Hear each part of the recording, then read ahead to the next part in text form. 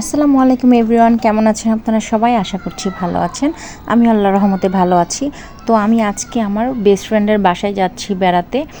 তো এই তো দেখুন আমি আর আমার ছেলে আমরা এই তো দেখুন বের হয়ে গেছি 12টার দিকে। তো আমাদের লাঞ্চে ইনভাইট ছিল। তো এই তো দেখুন আমি আর আমার ছেলে তো হাঁটতে হাঁটতে চলে যাচ্ছি। তো আমার ছেলে আমার আগে আগে ছিল, আর যেহেতু একটু বৃষ্টি ছিল আর কয়েকদিন যাবতীয় অনেক বৃষ্টি হচ্ছে, তো সেহেতু রাস্তাঘাট একটু ভেজা ভেজা ছিল।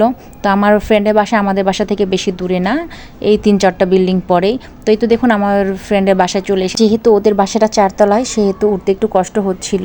তো এই তো দেখুন ফাইনালি বাসায় চলে এসেছি। আর এই তো এটা হচ্ছে আমার ফ্রেন্ডের মেয়ে, ওর নাম হচ্ছে মুনিয়া। আমি তো ওদের রুমে বসেই আমি আমার ফ্রেন্ডকে বলেছি যে আমাকে আগে একটু পানি দে, আমি উঠতে উঠতে হাঁপিয়ে গেছি। তো এই তো যাই হোক আমি একটু পানি খেয়েছি, পানি খেয়ে আমার জন্য ও আবার শ্যামাই রান্না করেছিল, সেই শ্যামাইটাও খেয়েছি, যে শ্যামাইয়ের ভিডিওটা স্কিপ হয়ে গেছে। তো এই তো দেখুন ফাইনালি আমরা লাঞ্চ করতে শুরু করে দিয়েছি। তো এখানে ছিল রুই মাছ ভাজা আর হচ্ছে পোলাও। তো এটা আমি খুব মজা করে খেয়েছি।